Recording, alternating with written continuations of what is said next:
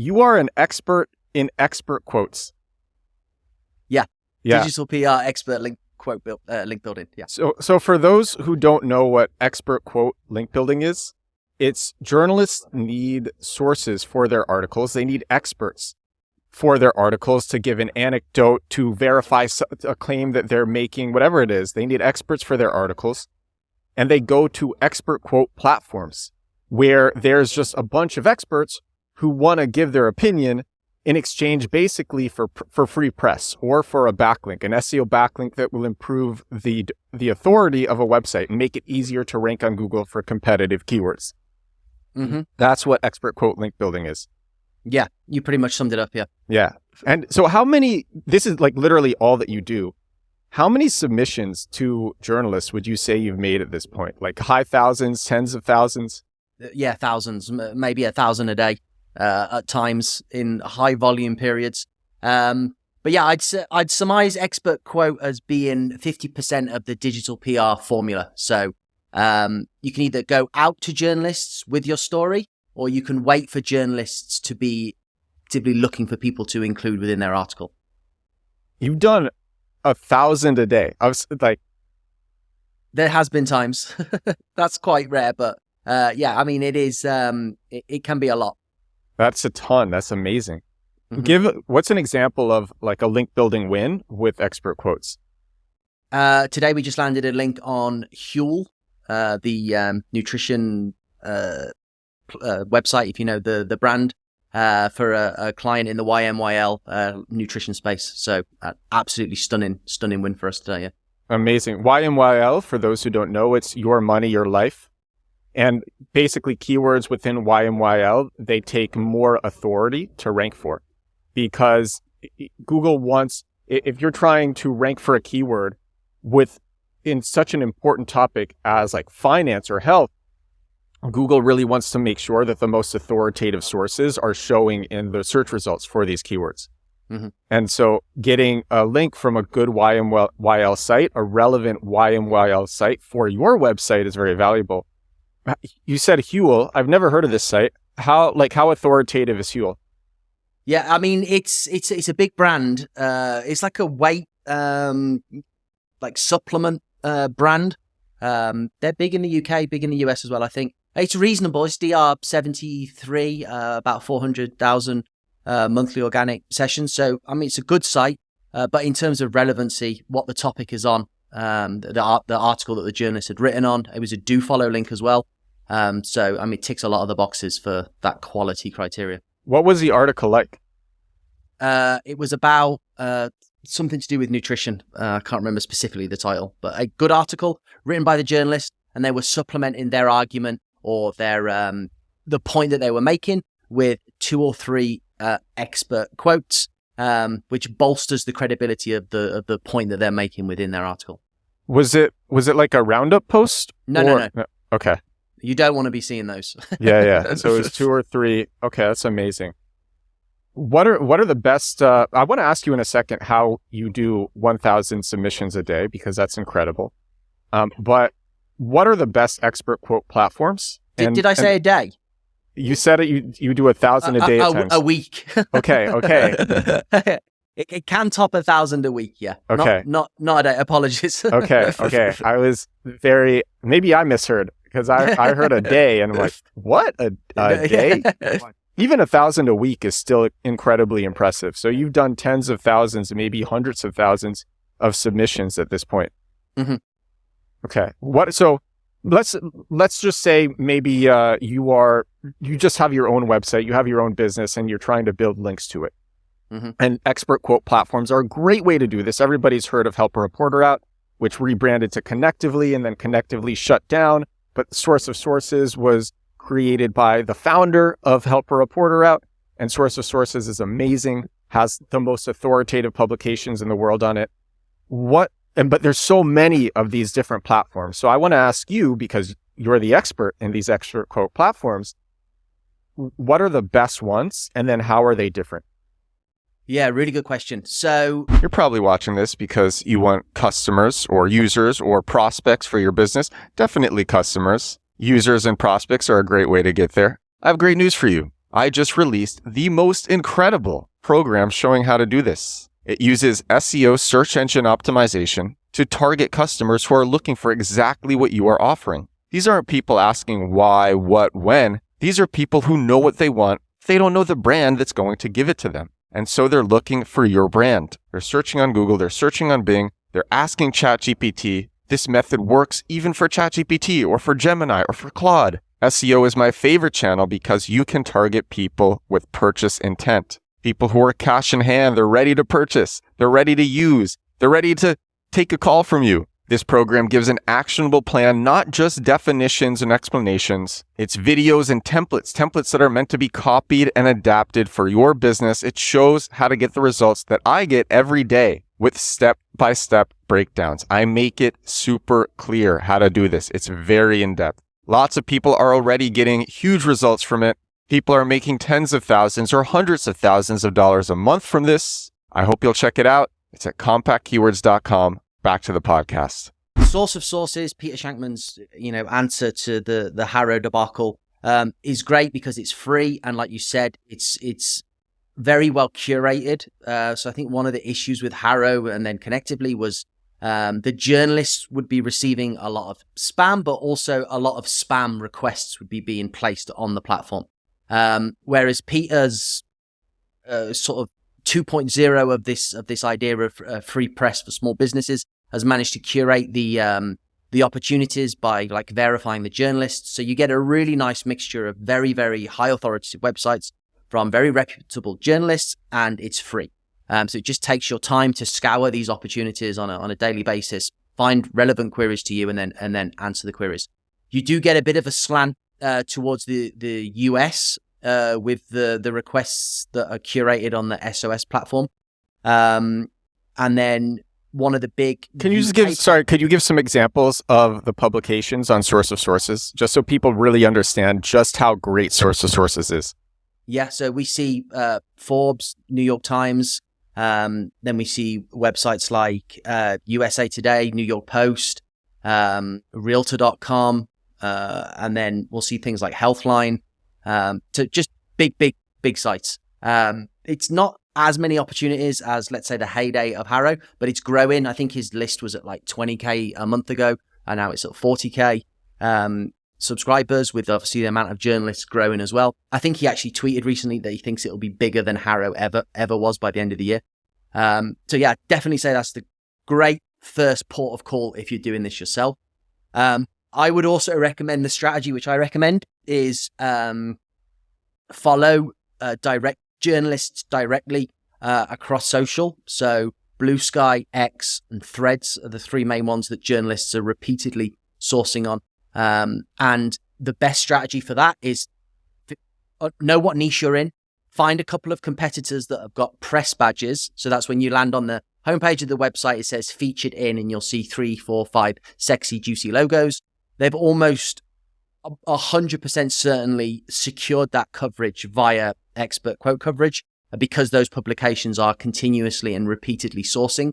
And just look at the journalists that have written those articles, follow them on social, set alerts to be pinged, and you'll see that they'll be, consistently sourcing for experts in future upcoming articles. So that's a great... Give some examples of what that looks like just in real life when the journalists are posting to social platforms. Okay, so they normally use hashtag journo request within that post. They'll say, hello, I'm such and such. I'm sourcing for an expert. I'm writing an article on weight loss, and I need an expert to give me some tips on how you can remove stubborn belly fat, let's say. And then if you've set an alert, you'll see that come in. Normally, they'll include a direct email address. If not, it will just be on their social handle on the profile. And then, you can just go, okay, am I an expert? Like, don't answer that if you're the SEO marketing manager of a website, or if you're a builder. Like, you got to be an expert. And then, you can go write your pitch and send it straight to the journalist. And so you just DM them, or do you actually send it as a message publicly?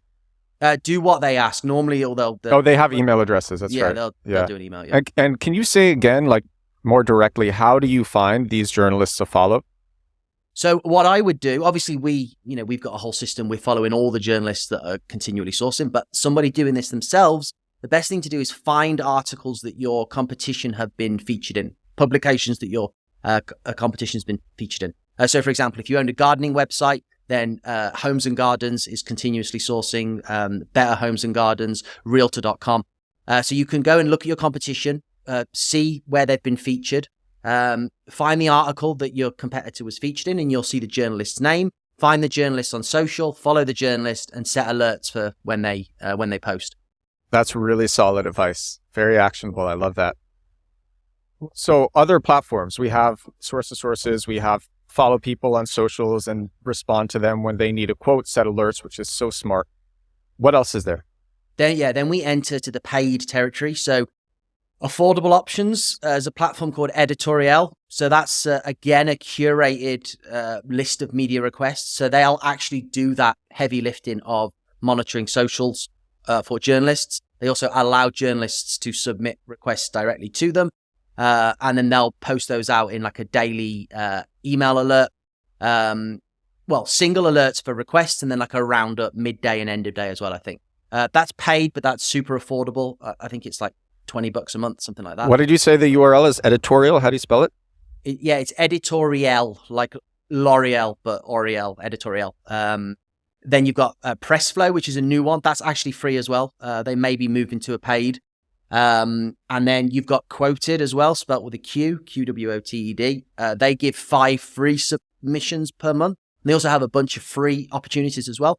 But then that's also got a paid option. And you're not paying for the link, you're just paying for access to those requests. You're paying for the opportunity to pitch the journalists.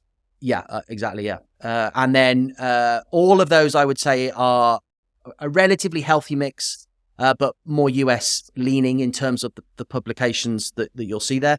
And then UK wise, there's a good platform called PressPlugs. That's a more affordable option. And then ResponseSource, that's a bit more expensive, but they're quite UK centric. So that's publications like Express, Metro, BBC, Independent, Guardian. So big publications, but again, both paid options. Which ones have you found to have the highest acceptance rates? Oh, that is a good question. It depends niche by niche, journalist by journalist. Don't forget, a lot of these journalists, you'll see the requests across all platforms. So they want to obviously spread their net wide and far. So they'll post it everywhere they can. May go behind a paywall on one platform, but they may have posted it on their social, and therefore it's freely available on another.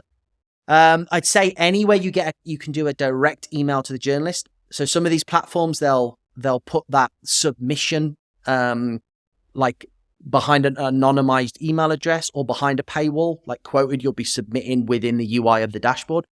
Anywhere you can do a direct email to the journalists, assuming that your email deliverability on your side is good, then we tend to find really quite good conversion rates on those. I've actually done hundreds, maybe thousands of pitches to journalists through these platforms myself. And I've also posted as a journalist many times through Help a Reporter Out or through other platforms. And it's really interesting, the just BS spammy responses that you get when you actually post as a journalist. There's so many bad ones. And I personally noticed things that make me more likely to accept a response if I am posting as a journalist. But I want to hear you describe it, and then I'll give my opinion as well. What are the top things that cause a journalist to ignore a pitch? And then what are the top things that cause a journalist to accept a pitch? And also, is it better to respond to a journalist? If you want to get the backlink, is it better to respond to a journalist as soon as possible? Or do you want to be one of the last ones to respond to the journalists? Okay, yeah, good questions. We also submit requests as well. So we do outbound PR as well. So maybe we'll want to supplement a story for a client by having like an additional expert quote in there. So we've also used the platforms, and yeah, you're right. It is insane when you see the stuff coming in. It's actually hilarious sometimes because you'll look and you'll be like, it doesn't even require you to like dive in. You can they've completely ignored the brief. They haven't given you that clear ability to verify and check the credentials. So I think this is, especially the journalists that we speak to, this is one of the biggest things that they want to be able to do quickly and efficiently. So if you can say who you are with like a direct link to a forward-facing social profile like LinkedIn, your web address as well, with also maybe an inner page author bio URL on there as well, and then listen to what they've asked, like answer the questions, don't do anything more than they've asked. If they ask for like 3-sentence quotes on X, Y, and Z, don't send them a PDF essay, or don't do anything they haven't asked. Do exactly what they've asked and make it easy for them to say, okay, this is who they say they are. Click on the LinkedIn and make sure everything tracks through. So they want to be able to see instantly, okay, Chris Panteli is claiming to be a digital PR expert. If I click on the LinkedIn, is it Chris Panteli? Does it say he's a digital PR expert? If I click on the website, is he on the website on the about page? Check, check, check, check, check. That's almost as much as they'll do, but it is unbelievable how many people will not just go to the effort to do that. Do you put the about, like who you are? Do you start your pitch with that, or do you put it at the end of your pitch? We put it at the start and at the end. So we'll say, hey, I'm X, Y, and Z from certain website. Then we'll do the pitch. And then at the end, we'll just give that further sort of reinforcement of, we'll also include a naked URL to a headshot as well. So we don't link any words. We'll always include the naked URL. It's another good trick as well. So headshot, LinkedIn bio. The about page one's tricky because sometimes journalists will then link to the about page if they include a link for you, which is still valuable, but obviously the homepage link's what you're after. So it's tricky. If they've got a really strong LinkedIn profile and wider web visibility presence, then I think it's less important. If you're not that sort of known on the web, because the journalists will Google the name as well and be like, am I going to see one AI generated image of this person that's just clearly spamming and fake? Or if I search their name, is it obvious that this is who they say they are? Why do you think the naked URL works so much better than text with a hyperlink? Because our Microsoft's email system adds like a protective tracking code to the links, and journalists are super lazy. So if they do link to your site, they'll just copy and paste it from the email. So I'm seeing a huge spike in. We'll see our link wins for our clients, and we'll see maybe they've included 2 or 3 other experts in there, and you'll see the other person that they've linked to, and it's just this god awful like tracking all over this link. And that's just because they've like hyperlinked the word, and that tracking's been that like protective tracking's been added automatically.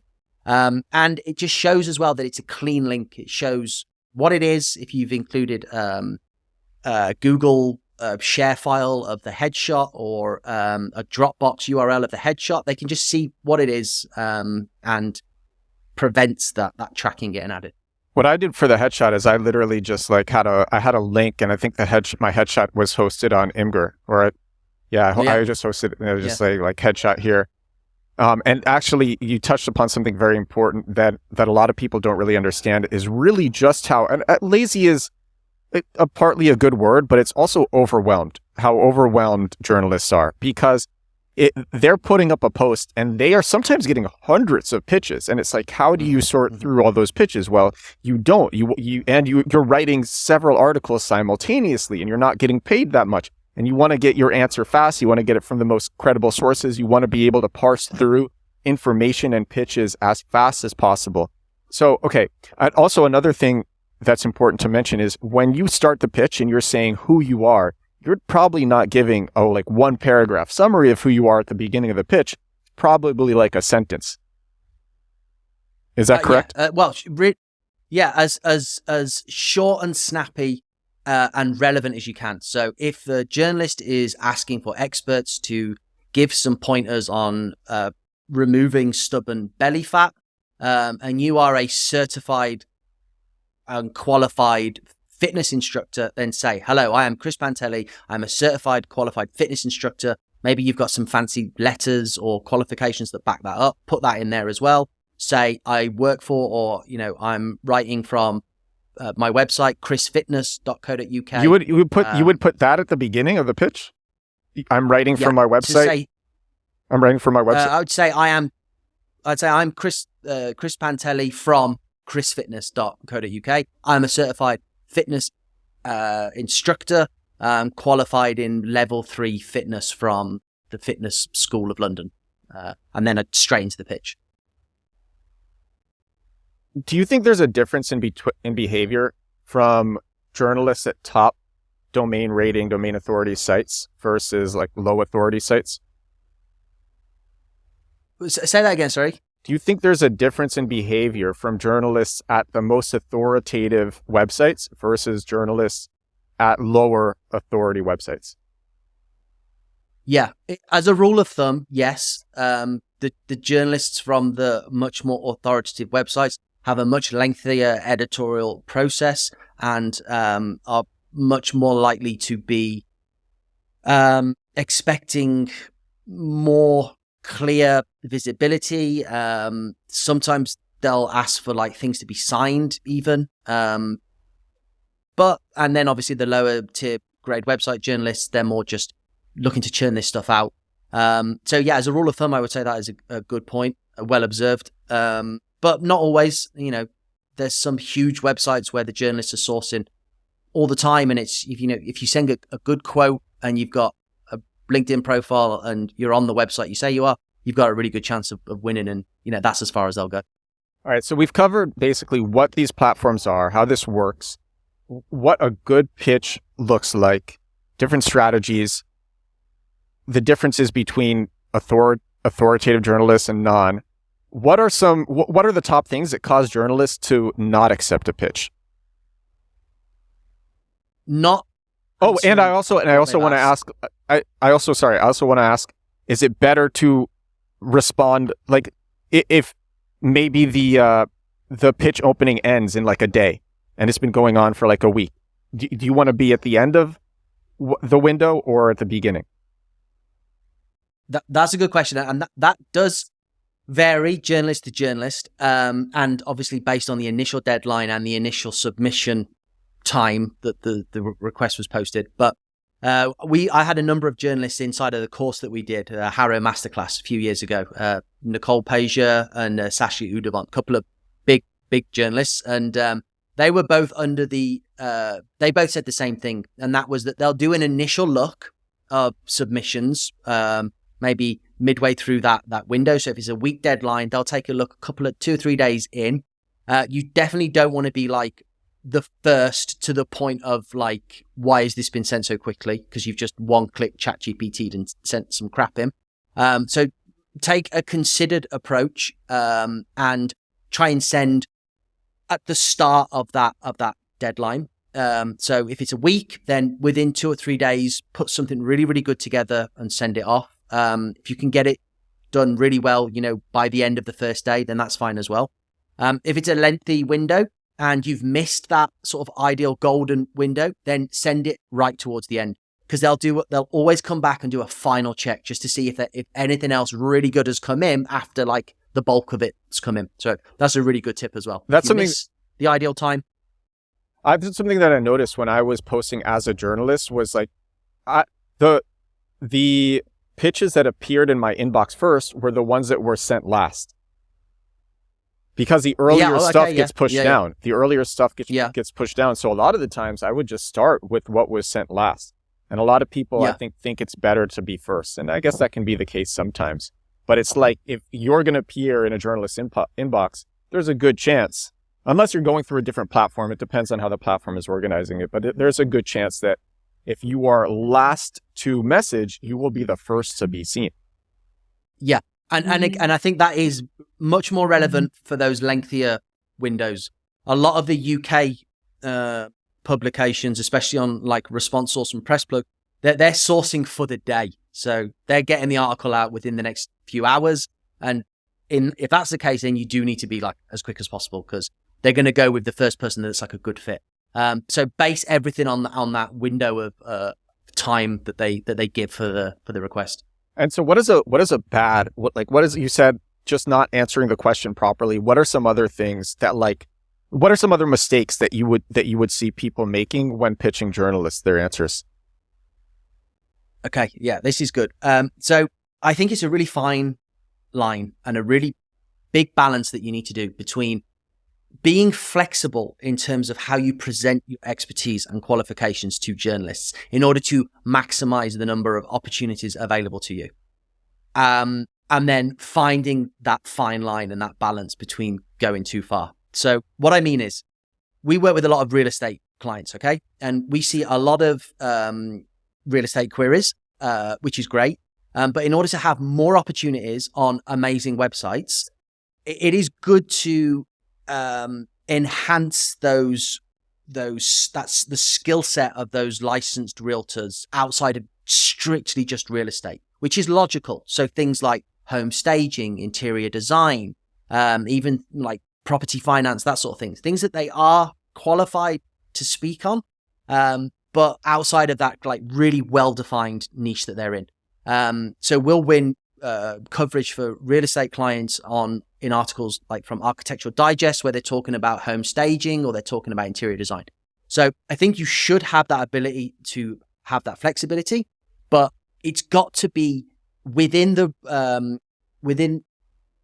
requirements of what they've said. So if the journalist has said, I'm looking for an interior designer who works for an interior design company to give me comments on X, Y, and Z, then don't go in and say you're a real estate a realtor, because you don't own an interior design company. But if they say, I'm looking for interior design experts to comment on X, Y, and Z, then you can definitely go and say, we're real estate, but we work closely with our interior design team, and then you can give your comments. So find the balance. I think the thing that pisses journalists off is when they say, I'm looking for an interior design expert, and then an SEO manager for an interior design company messages in and says, I'm the SEO manager for X, Y, and Z. It's like, well, what skills in interior design have you got? You're an SEO manager. So yeah, just don't annoy them. So when you are sending pitches on behalf of your clients, are you writing it as the client? Mm-hmm. Yeah. So because you don't want the journalist to know that it's an SEO manager, because it makes it a lot more likely for them to say no. They want to believe that they are talking with the business owner or directly with the expert. They're hearing directly from the expert. You can do it two ways. And actually, we do A/B test against both ways. So you can either send it as the expert in their voice from them as them, or you can send it as a PR presenting the comments from that expert. So, I'm Chris. I'm PR representing this person, and here are their comments to your query. Also, I think both. I want to just touch back upon it, just how little work these journalists want to do, and how you need to make it crystal clear where you want them to link and like what your headshot is. So like literally at the bottom of my pitches, I say like headshot, like URL to link to. I literally would write URL to link to, and then like anything else is or like socials, like anything else is necessary, because like they just want to see it. They just want to see it and go and move. Yeah. Okay, so I want to ask, so you're doing 1,000 a week. How are you doing such volume in journalist pitches? Well, I mean, just number of opportunities, number of clients. We've got a really well-built system. So we have like a custom-built system where we pull queries from multiple sources. We then aggregate those queries, rate them and tag them to certain industries and niches, match them against our existing clientele, and then that goes through to our pitch writers, and then we have like an editing process, and then they're sent off. So you're not using AI to pitch writers? We do use AI in our workflow for ideation, formulation, but yeah, we have pitch writers. So it's I really like that, because that's something else that people really get wrong, is that like, and I talk about this all the time on this show. I actually talk about these expert quote platforms, and then I talk about AI writing. And I said this just yesterday. People can very easily discern AI written content. And especially journalists who are getting pitched so often will be able to discern AI written content. And you might think that you can send way more pitches. But here's what's going to happen. You're going to send mass pitches in AI, and you're going to get blocked from platforms, or journalists are going to learn to ignore you, and it's going to end up really hurting your domain. And it's going to make it harder to have success in the future. And you're just going to be wasting your time as well. Yeah, no, 100%. And actually, if you just do, if you just look at what journalists quote, it is time and time again, it is that interesting linguistic flurry or individual tone, style, maybe just a turn of phrase within a quote that is what gets put in the article. So don't forget, most of the times these journalists, they are sourcing for expert commentary to assist them with solidifying a point that they're making within their article. So they've already done the research. And if they're asking for somebody to give 3 tips on how to prevent or remove stubborn belly fat, they know the answer to that. They're not looking for like a groundbreaking theory. So they're going to have many pitches from many people. The ChatGPT one-click produce stuff, like you said, Edward, is just they can smell it. Okay, forget. So, but they're not looking for like this completely. And if it's source of sources, it might get you banned from the platform altogether. Yeah, 100%. Yeah, and I think Qwoted has an inbuilt AI scan detection as well. But what they're looking for is sort of cut and dry comments, stuff that they probably already know anyway, but an interesting idiom or turn of phrase or just use of the English language in and around that comment, which makes it look really pop and is more often than not the thing that they will actually put directly into their article as the quote. So that's the skill that you need to try and harness. Honestly, when you can write well like that, it makes also your SEO landing pages convert better. It's like you're just writing better copy in general. I think something that people do is you want to write very confidently. That's pretty important. You want to avoid sensationalism. I mean, sensationalism can be good. It can make something engaging, but you don't want to sound over sensationalized. Actually, ChatGPT is a good example of over sensationalized. The ultimate. It will use the words like game changer. I use ultimate so much, but confident is very good. And I literally made an entire episode about what you just said, which is that journalists have an agenda. They are using these platforms a lot of the time with an agenda, and you have if you want to even if you disagree. But you are an expert in that niche. If your goal is to get the press or to get the backlinks so you can have a logo to put on your website or you can improve your domain authority, if that's your goal, you can, and I mean, it depends. If you're going to write something that you disagree and it's searchable, this could end up hurting you. So you have to weight that. But journalists have an agenda, and the more you play to their agenda, just the more likely they are to accept you. Yeah, 100%. That's super important. The last thing that I want to say is if you are just like someone who wants to do this themselves, the strategy that I recommend, if you are just like aggressively link building, because maybe you're trying a bunch of different methods, the easiest things to do. Oh, there are 2 things. Okay. One is Qwoted. We keep saying Qwoted. It's spelled, if you're looking for Qwoted, it's Qwoted, not the normal spelling of Qwoted. That's number 1. Number 2 is like, if you're going about this yourself, the best strategy is to just respond to 1 journalist a day. Very easy. And if you respond to 1 journalist a day, you will be shocked at the coverage that you are able to get. Those are the best. Or you can. That's a good. Yeah, and I would further enhance that strategy by the 1 journalist per day that you respond to. Make sure it's from a publication that you know that you can win because you've seen your competitors win. So if you own a gardening website, then you want to pitch a homes and gardens query once a day if it's there, or Better Homes and Gardens or a Realtor. Pitch domains that you know you can win because you've seen those press badges on your competition's websites. There is 5, 10, maybe 15, 20, depending on the niche that you're in, publications that are well suited to each niche and that you have a realistic chance of winning. It's just a matter of continually engaging with those journalists until you win that coverage.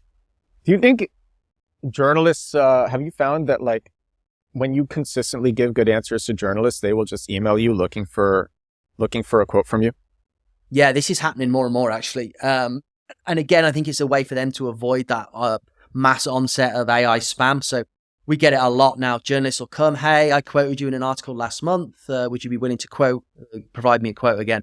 And we can utilize that as an agency by trying to share those queries with other clients that we have or other experts. But you can really utilize that within like small knit communities as well. So if you've got, if you're in like a blogging community, or you're a realtor and you're in a realtor community and there's a few of you pitching these queries, if you get that where a journalist comes to you directly and says, I loved your quotes, I'd like to give you, another quote, you could try and give that opportunity to one of your your friends in your network, and maybe they'll reciprocate to you, and you can sort of grow each other's ability to engage the media in that way.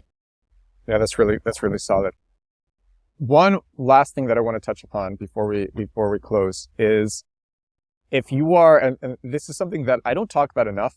It was written about in Trust Me, I'm Lying. Have you read Trust Me, I'm Lying? What's that? By Ryan Holiday. It's actually what blew up Help a Reporter out. It's okay. Trust Me, I'm Lying. But, okay, so basically... I'll make a note of that. Oh, it's a great book. Oh, man, Trust Me Online. Trust Me, I'm Lying by Ryan Holiday. Oh, dude, it's incredible. I mean, you're going to love it. It's really an incredible book. But so if you're just starting and maybe you don't have you are an expert, but you don't have a lot of authority to back yourself up. What people need to know is they can still respond to journalists, and maybe they won't get covered as much, but they still will be covered. And then every win that they get makes their name or their brand more searchable. That's number one. And it gives them more to leverage when they pitch journalists in the future. So you literally could start and you could not have press anywhere. You might be an expert, a legit expert, but you might not have press anywhere. But you start and you respond to one journalist a day, and you respond to anyone. And a lot of them are easy journalists. And then you get a few, you get a few submissions accepted. And now all of a sudden, when journalists are searching your name or your brand, these submissions are coming up. So now you're like building a record. You're building a track record. You can say, I've been quoted in these publications. It makes you more likely. And then you just grow your authority that way. And this isn't algorithmic authority. This is literally your perceived authority with the journalists. And these are also backlinks that you're getting at the same time. You're also building at the same time, which makes it more likely that you're going to rank for competitive keywords in Google. And that's the last thing, is that you can literally start from zero. When I've done this so many times. You can literally start from zero and then climb up with these journalists. And I think it's very important that you don't have to have all the most amazing press coverage in order to do this, in order to be successful doing this. Yeah, I could not have said it better myself. It's almost like that first link is just the one that's like snowballs the success. And you're so right. We put in our emails to journalists, we'll often say I'm Chris, the fitness guy. I've previously been quoted in, Healthline, let's say. If you manage to get that first link, then that gives you that credibility. And yeah, you start with the easier opportunities and work your way up. And finally as well, yeah, you have that algorithmic success of the link that you earn, but it's also doing things like it's going to be informing the new training data from the LLMs. So we know that they're leveraging trusted sources. So the more times you get your name and associated brand featured in tier 1 media and publications, the more chance that you have of that being part of the next round of training data for the LLMs, and having your name and your business surfaced from these large language model results as well. So it's a win-win-win-win-win. So you show up in ChatGPT more and Gemini more and Grok more and all these places. Chris, thank you so much for coming on. Where can people find you? Linkify.io, on LinkedIn. I've got a free cheat sheet as well if they want to grab that, linkify.io/cheat-sheet. And I walk you through how you can just completely get started to go and get your first 5 mega links on your own with a load of the stuff that we talked about today as well. And all of this stuff will be in the description for this episode. The link for that will be in the description for this episode. Chris, stick around after the show while this uploads. Don't exit right away. I'm going to give the ending to everybody who is watching or everybody who is listening. This is episode 615 of The Edward Show. 615 days in a row doing this podcast. 615 days crazy. In a row. It is crazy. It's really overwhelming. It's a lot. 615 days in a row. I am I'm literally sitting outdoors in the sun. It is a beautiful day where I am. Literally people walking around behind me. And Chris, I couldn't be happier to have you on for this episode. Everybody, thank you so much for watching. Thank you so much for listening. And I will talk to you again tomorrow. Bye now.